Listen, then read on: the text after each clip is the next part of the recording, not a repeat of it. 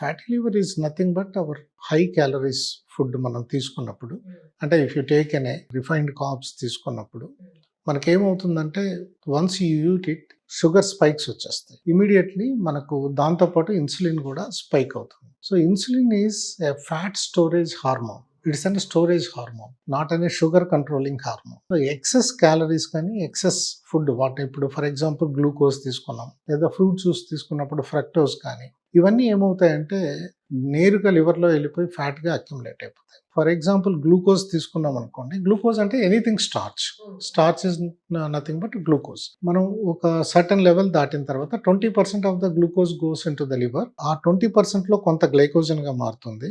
ఆ కెపాసిటీ దాటంగానే అది ఫ్యాట్గా అక్యుములేట్ అవుతుంది. ఇప్పుడు ఫ్రూట్ జ్యూసెస్ తీసుకుంటారు, కూల్ డ్రింక్స్ తీసుకుంటుంటాం, మనం టీ కాఫీలో షుగర్ యాడ్ చేసుకొని తీసుకుంటుంటాం, స్వీట్స్ తీసుకుంటుంటాం.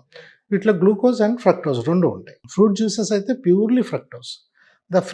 ఫ్రక్టోజ్ని మెటబలైజ్ చేసేది మన ఇంటెస్టైన్లో మెటబలైజేషన్ జరగదు. It directly goes to the liver. Fructose అనేది ఆల్మోస్ట్ ఆల్కహాల్ ఎలా మెటబలైజ్ అవుతుందో అదే విధంగా మెటబలైజ్ అవుతుంది. Entire fructose is going to get converted in to the fat.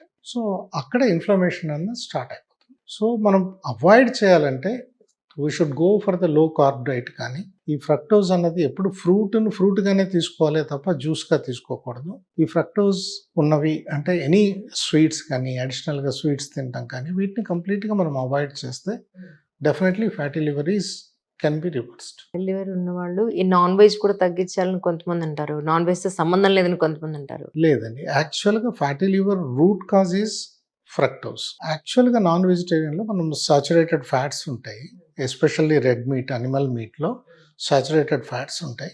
The moderate consumption of the animal fat is not harmful. If you keep on eating more and more, that saturated fats can give some sort of insulin resistance and fat accumulations. కానీ ఒకనొకప్పుడు గానుగా నుంచి తీసుకొచ్చేవాళ్ళు oil. ఇప్పుడే మనం దాన్ని కొంచెం modern గా cold press oils అని అంటున్నాం. కానీ రిఫైన్డ్ ఆయిల్స్ చాలా ఏళ్ళ నుంచి వాడుతూనే ఉన్నాం. బట్ ఒకనొకప్పుడు ఇందులో అంతా మట్టి ఉంటుంది, ఇది చక్కగా ఫిల్టర్ అయ్యి వస్తుంది, అంతాను క్లీన్ అయ్యి వస్తుంది, ఇది వాడడం మంచిది, వాటర్లా ఉంటుంది, దీనికి జిగురు అది ఉండదు అని ఇన్ని ఆలోచించేవాళ్ళం. బట్ కానీ అంటే యాజ్ అ జనరల్ పబ్లిక్ ఇలా అనుకుని మళ్ళీ ఇప్పుడు కోల్డ్ ప్రెస్ ఆయిల్స్ కి వాడడమే మంచిది అని అంటున్నారు. సో ఎగ్జాక్ట్ గా ఏంటి ఇది, ఈ రెండింటిని మీరైతే ఎలా ఎక్స్ప్లెయిన్ చేస్తారు? ప్రాబ్లం ఏంటంటే మనకున్న వెజిటబుల్ సీడ్ ఆయిల్స్ లో మనకి ఇన్ఫ్లమేటరీ ఫ్యాట్స్ ఎక్కువ ఉంటాయి.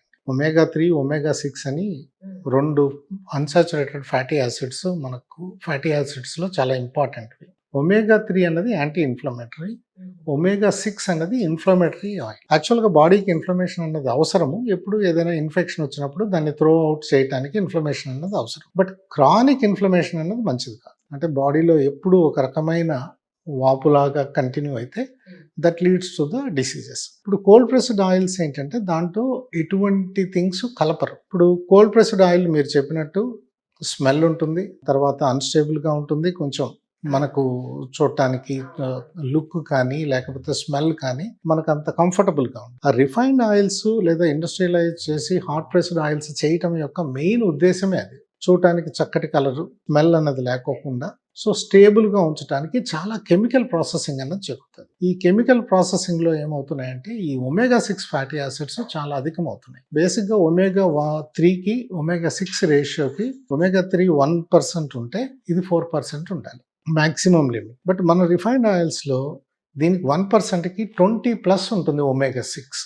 So that is very very harmful. వీటిని హీట్ చేసినప్పుడు ఏమవుతున్నాయంటే ఇవి అన్స్టేబుల్ ఆయిల్స్ కూడా, అన్సాచురేటెడ్ ఫ్యాటీ యాసిడ్స్ అంటాం. అన్సాచురేటెడ్ ఏంటంటే సాచురేట్ కాలేదు, still it needs some changes it's going to happy. Correct. So అవి వెరీ ఫ్లెక్సిబుల్గా ఉంటాయి కాబట్టి లిక్విడ్ ఫామ్లో ఉంటాయి. So when we heat it అవి ట్రాన్స్ ఫ్యాట్స్ కింద మారుతాయి. ఈ ట్రాన్స్ ఫ్యాట్స్ డైజెస్ట్ చేసే ఎంజైమ్స్ మనకు లేవు. ఈవెన్ మన మైటోకాండ్రియా కూడా మెటబలైజ్ చేయలేదు. సో అవి మనకి ఇన్ఫ్లమేషన్ క్రియేట్ చేసి ఈరోజు క్యాన్సర్స్ కావచ్చు, హార్ట్ అటాక్స్ కావచ్చు, what ever it may be, అన్ని రకాల జబ్బులకి ట్రాన్స్ ఫ్యాట్స్ అనేవి ఎక్కువ దోహదపడుతున్నాయి. ఈ ట్రాన్స్ ఫ్యాట్స్ అన్ని మన ఫ్రైడ్ ఫుడ్స్లో ఉంటాయి. For example if you take an chips, it's filled with trans fats.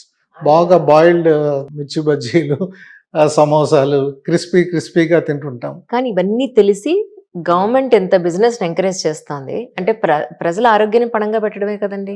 ఏది బిజినెస్ చెప్పండి? హెల్త్ ని మనం పణంగా పెట్టుకుని బిజినెస్ చేసి డబ్బులు సంపాదించి ఏం చేస్తాం?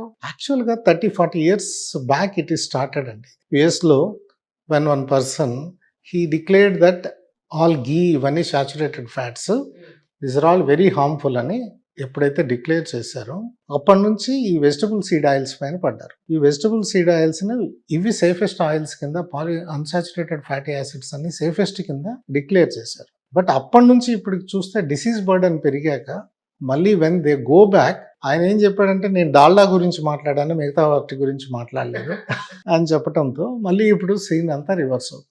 ఇప్పుడు మనం అడ్వర్టైజ్మెంట్ చూస్తున్నాం. If you want to get ఫ్రీడ్ from the cardiac disease use some so brand అని, అంటే I don't want should not comment on the public media. ఈ ఆయిల్ వాడండి కార్డియాక్ డిసీజెస్ ఉండవు. దాని మీద రాస్తారు హార్ట్ ప్రాబ్లం ఉన్న వాళ్ళకి ఈ ఆయిల్ వాడొచ్చు అని. ఒక హార్ట్ సింబల్ వేసి పల్స్ సింబల్ కూడా దాని మీద వేసి పెడతారు. దట్ ఈస్ వెరీ రాంగ్ అనమాట. అదొకటి.